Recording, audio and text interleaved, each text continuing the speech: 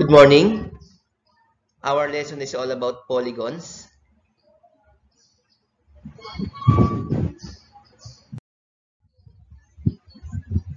Polygons are closed plane figures that form by the line segments that meet only at their endpoints and have different number of sides. Which of the following is polygon? Yung bang letter A ay polygon? So, ang letter A ay angle. Ang angle ay hindi polygon dahil hindi siya closed plane figure. Open siya. Dapat closed plane figure pag polygon. Ang letter B ba ay polygon o yung circle ba ay polygon? So, ang circle ay hindi polygon dahil wala siyang sides. Pagka polygon, merong different number of sides. Yung letter C ba ay polygon? Yes, ang letter C ay polygon o yung 1,000 peso bill. Meron siyang sides, tsaka meron siyang endpoints,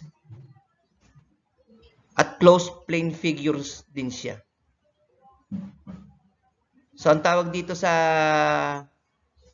1,000 peso bill na polygon ay rectangle. Ang rectangle ay kinds of quadrilateral or four-sided polygon. So, ang polygon ay may name according to the number of sides. So, ang pangalan ng polygon ay hinango batay doon sa number of sides niya. Ang least number sides of polygon, ang tawag doon ay triangle o three-sided polygon. So, pagka mayroong three-side ang polygon, ang tawag doon ay triangle. Pagka four sides naman, ang tawag doon ay quadrilateral. O yung example natin kanina, yung rectangle. Four-sided polygon, ang tawag doon ay quadrilateral. Ngayon, pagka ang isang polygon ay merong 5 sides, katulad nito, ang tawag dito ay pentagon. Pagka naman 6 sides ang meron ng polygon, ang tawag doon ay hexagon, katulad nito. Pagka meron namang 7 sides ang polygon, ang tawag doon ay heptagon. At pagka 8 sides or 8-sided polygon, ang tawag doon ay octagon.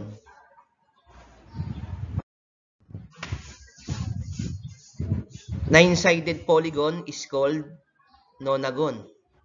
Pagka 10 sides naman, ang tawag doon ay decagon. Pag meron namang 11 sides ang polygon, ang tawag doon ay undecagon. At pagka 12-sided polygon, ang tawag doon ay dodecagon.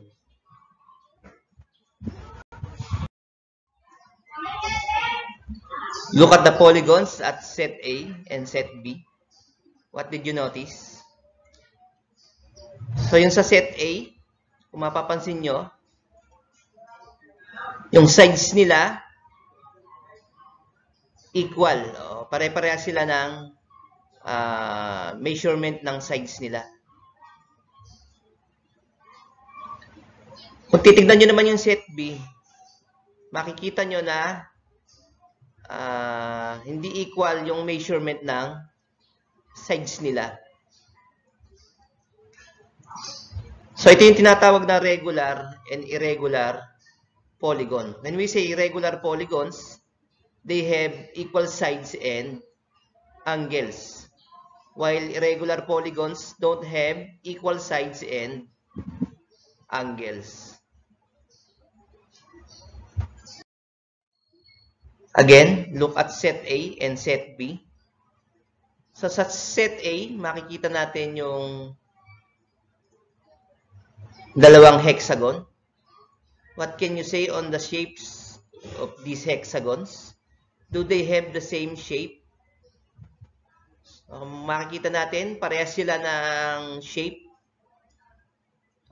Parehas din sila ng sides dahil parehas silang hexagon. What can you say about their sizes? Are they the same?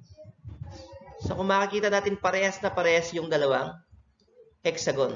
Pati size, pati shape. Pag pinatong natin yung isang hexagon dito sa isa pa, pag tinignan natin to, parang isang hexagon lang. Kahit dalawa sila. Dahil identical sila eh. Magkaparehas na. Magkaparehas. Now, look at set B. Yung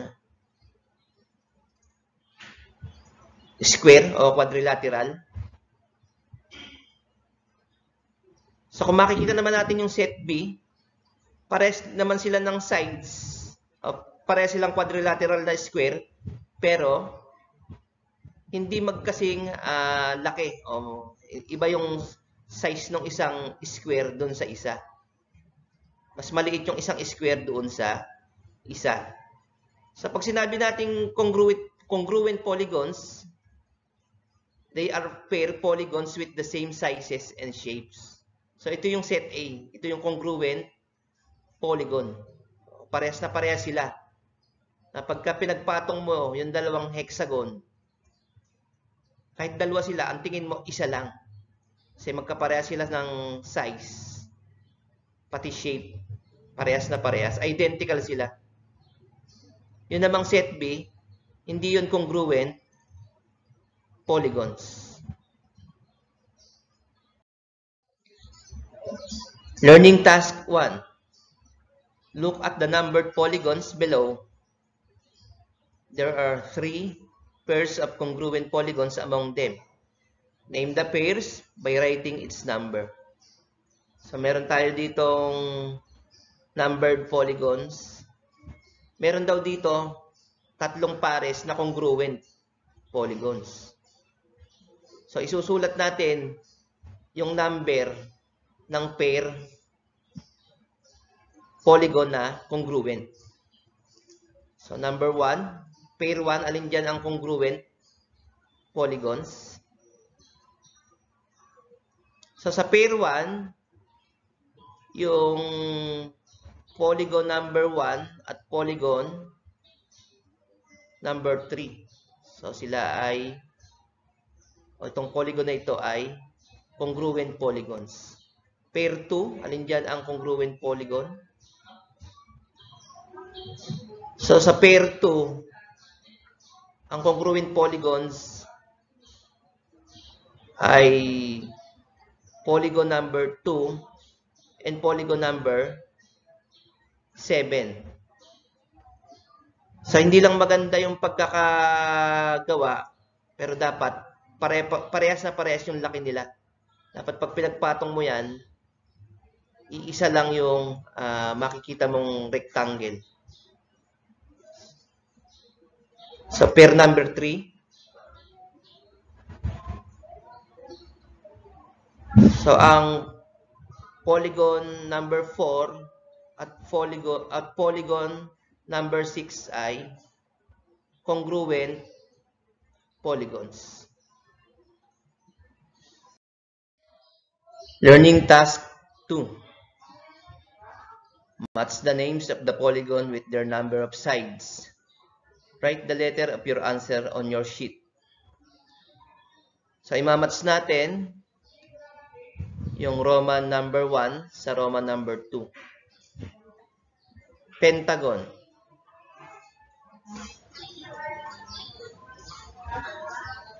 So, ang pentagon ay mayroong 5 sides. Number 2, octagon. Letter C. Ang octagon ay mayroong 8 sides. How about number 3, hexagon? Ang hexagon ay mayroong 6 sides. Letter B. Para madali niyong matandaan, katunog naman siya ng 6. Hex. 6. Number 4, heptagon. Ilang sides mayroon ang heptagon? So, letter A, meron siyang 7 sides. And lastly, decagon. Ang decagon ay mayroong 10 sides. Letter E. So, pag sinabi natin deca, 10 ang ibig sabihin noon. Learning task 3.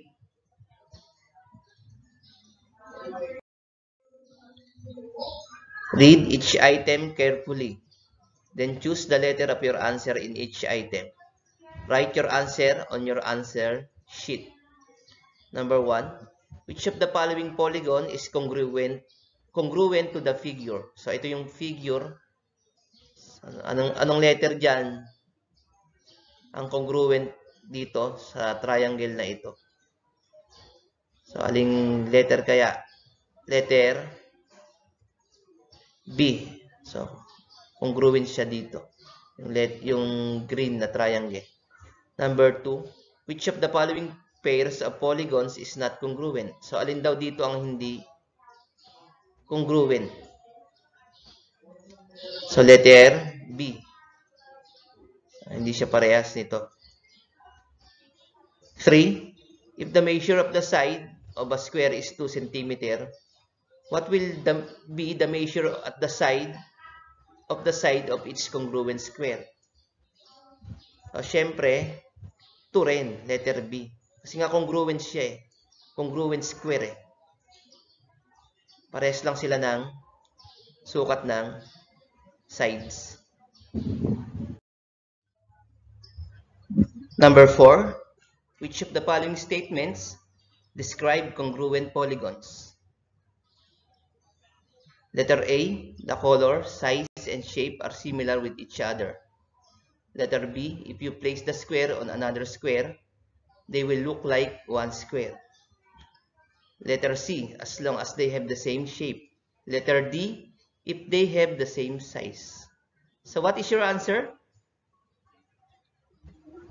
Letter B. So pag pinagpatong nyo daw yung dalawang square, they will look like one square. Parang isa lang. So sinabi ko na sa inyo to kanina na ganon pagka congruent polygons.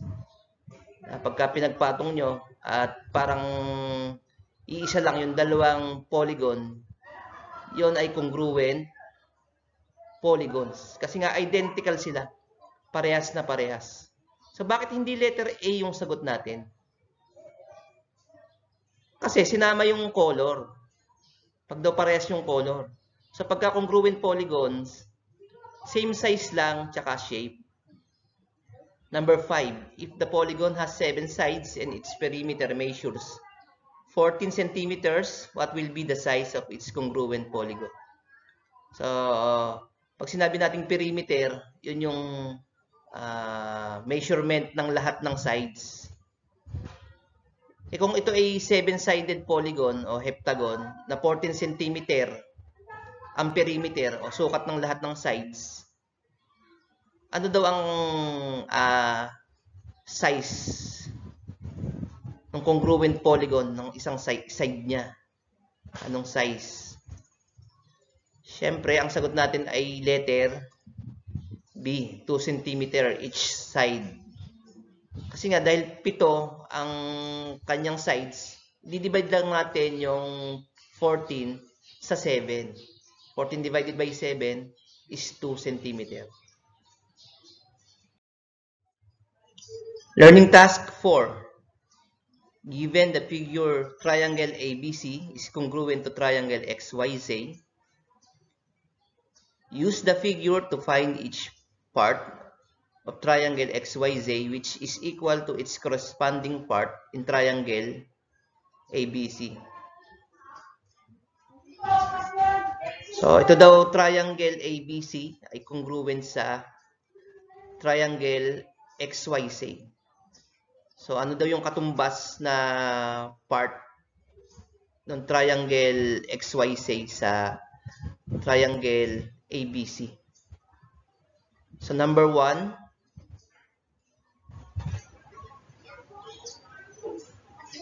XY is equal to blank. So, para madali nating masagutan, ito kasing triangle ABC ay nakabaligtad. So, ipi-flip lang natin, i-rotate lang natin para maging kagaya siya ng triangle XYZ. gagayahin natin yung pagkakaayos ng triangle XYZ.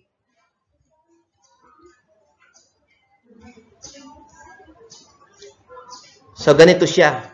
Pagka ginaya natin yung pagkakaayos ng triangle XYZ. Ganito magiging itsura niya. Ito rin siya, yung triangle ABC. Ngayon, madali na nating masasagutan. Dahil kaparehas na ng ayos ng triangle XYZ. So, XY, o line segment XY is equal to, ano yung katumbas noon sa triangle ABC? Ito yon, XY. So, ibig sabihin, ang katumbas noon ay AB. Ito yon. XY is equal to AB. Number 2, YC, ito yon. YC is equal to BC. So, ito. Kaparehas na kaparehas. BC. XA. XA is equal to, so ito yun, AC. So, ito. Number 4, angle X, ito yun. Angle X is equal to angle A. And number 5, angle Y, ito yun, is equal to angle B.